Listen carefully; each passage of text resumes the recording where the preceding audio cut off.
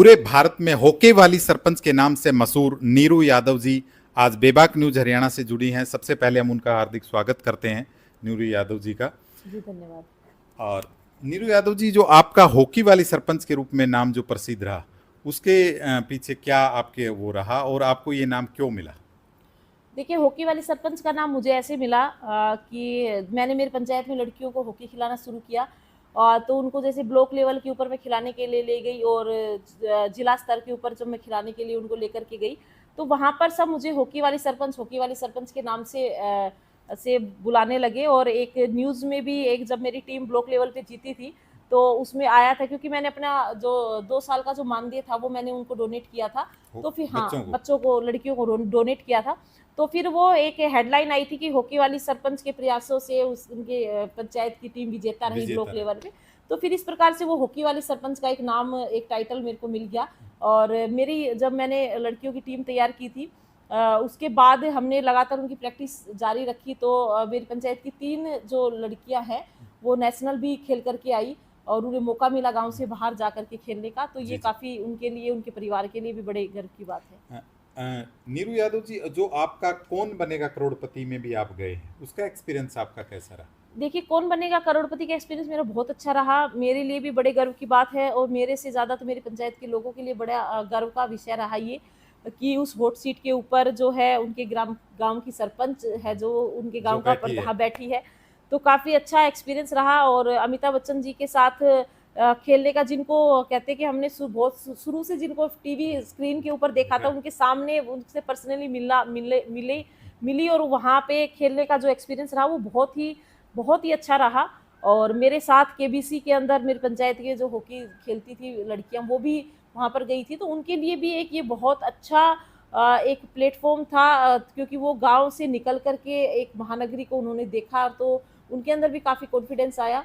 नीरू दत्त, आप एक महिला सरपंच होने के नाते, जो एक महिला सरपंच की कल्पना की जाती है कि घूंघट से ढकी हुई, कहीं गुट्ठा टेकती हुई या चुपचाप नीचे साइन करती हुई सरपंच, और एक दूसरी तरफ नीरू यादव जी हैं जो हर तरफ भारत के अंतर्राष्ट्रीय स्तर पर नाम, तो इस के बीच में जो सामंजस्य बनाने में आपको किस तरह की परेशानी का सामना करना पड़ा? देखिए, महिला सरपंच का तो ये है कि हमारे ग्रामीण क्षेत्र में जब चुनाव जब होते हैं सरपंच के, तो महिलाओं को तो मौका ही तब मिलता है जब कि सीट आरक्षित आती है। वरना तो वो फिर परिवार में पुरुष ही इच्छा रखते हैं कि हम लोग जो है हम ही चुनाव लड़े। और गांव का जो माहौल जिस प्रकार का होता है, उसमें भी महिलाओं को ज़्यादा इतना एज ए सरपंच तवज्जो कम दी जाती है।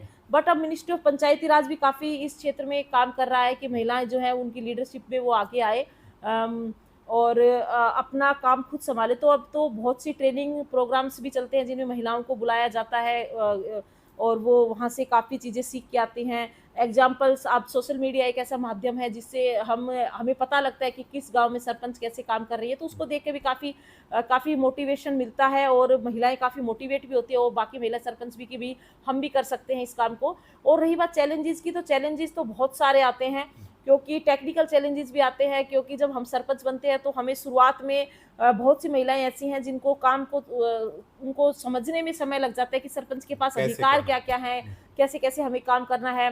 ग्राम सचिव भी कई बार तवज्जो नहीं देता, वो भी ये नहीं चाहता कि एक महिला सरपंच है तो इनको ज़्यादा कुछ नहीं पता होना चाहिए, पता भी नहीं होगा और वो बताने का प्रयास भी नहीं करते हैं। तो ऐसे सारे चैलेंजेस आते हैं। कुछ ग्रामीण क्षेत्र के जैसे चैलेंजेस आ जाते हैं कि कहीं कोई काम करवाने के लिए जब हम जाते हैं वहाँ पे, तो कोई टेक्निकल इशू हो तो वो अगर समझ में नहीं आए, या फिर कोई गांव में कहीं रात बेरात झगड़ा हो गया हो तो वहाँ सरपंच को अगर बुलाया जाए तो एक महिला सरपंच शायद 11 बजे रात को, कोई भी परिवार के जो हैं वो नहीं चाहेंगे कि उनकी बेटी रात को 11 बजे वहाँ जाए, या जो है बहू है वो वहाँ पर उस झगड़े के अंदर जा करके और वहाँ पे कुछ ऐसा करे। तो वहाँ पर फिर वो एक थोड़ा सा ये लगता है कि एक पुरुष को यहाँ आना चाहिए और वो आए। तो ऐसे प्रकार के चैलेंजेस आते हैं सरपंच के लिए। आप जो आदित्रि फाउंडेशन है जो आपका, उसको लेकर के आप किस तरह के कार्य कर रहे हैं? देखिए, आदित्रि फाउंडेशन ये एनजीओ हमने पर्यावरण के क्षेत्र में भी काम कर रहा है और महिलाओं को के सशक्तिकरण के क्षेत्र में भी काम हमारा जो एनजीओ है वो कर रहा है और एजुकेशन के क्षेत्र में भी काम कर रहा है। और हमने पर्यावरण के क्षेत्र में काफ़ी हमने अब इस एनजीओ के माध्यम से वृक्षारोपण का काम हमने किया है। इस एनजीओ के माध्यम से हमने एक मुहिम चलाई थी, मेरा पेड़ मेरा दोस्त, मेरा पेड़ मेरा दोस्त। तो हमने अपने ब्लॉक स्तर पर जितने भी गवर्नमेंट स्कूल्स हैं उनके बच्चों को हमने जो है पौधे वितरित किए थे। तो एनवायरनमेंट के क्षेत्र में हमारा एनजीओ काफ़ी काम कर रहा है।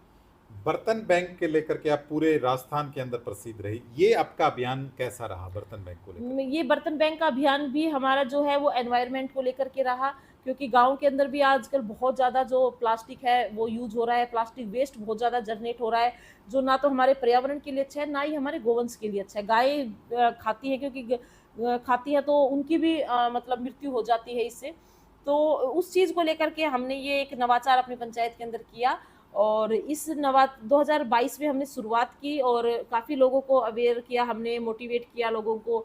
और उसके बाद अब 2025 में पूरे राजस्थान प्रदेश भर में इस बर्तन बैंक को लागू किया गया है, इस नवाचार को। तो ये काफ़ी मेरे लिए गर्व की बात है, और मैं राजस्थान सरकार को, हमारे माननीय मुख्यमंत्री जी को, पंचायती राज मंत्री जी को, वित्त मंत्री जी को भी मैं धन्यवाद देती हूँ कि मेरे इस नवाचार को पूरे आपका राजस्थान जो ये प्रदेश में, नवाचार है पूरे राजस्थान में अब प्रदेश सभी में, हाँ, जो पंचायत को सभी ग्राम ग्रांट दी गई पंचायतों को कि आप प्रोजेक्ट, बर्तन बैंक खोलें, हाँ, बर्तन बैंक होना तो हो ये आपका स्टेप पूरे राजस्थान प्रदेश के लिए बिल्कुल जी, कारगर रहा। बिल्कुल।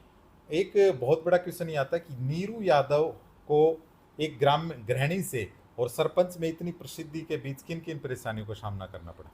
देखिए, महिलाओं को परेशानियों का सामना तो चाहे वो किसी भी क्षेत्र में जाए, चाहे एजुकेशन लाइन में जाए, चाहे बिजनेस की लाइन के अंदर जाए, या फिर किसी भी फील्ड में जाए, महिलाओं को सब जगह चुनौतियों का सामना करना ही पड़ता है। और मैं जैसे पहले एक गृहिणी थी, और गृहिणी से फिर पंचायत को संभाला, तो काफ़ी सारे चैलेंजेस आए, क्योंकि बहुत सी कहते हैं कि कभी घर के काम छूट जाते हैं, तो कभी पंचायत के काम छूट जाते हैं, और दोनों में सामंजस्य बैठा करके चलना बड़ा मुश्किल हो जाता है।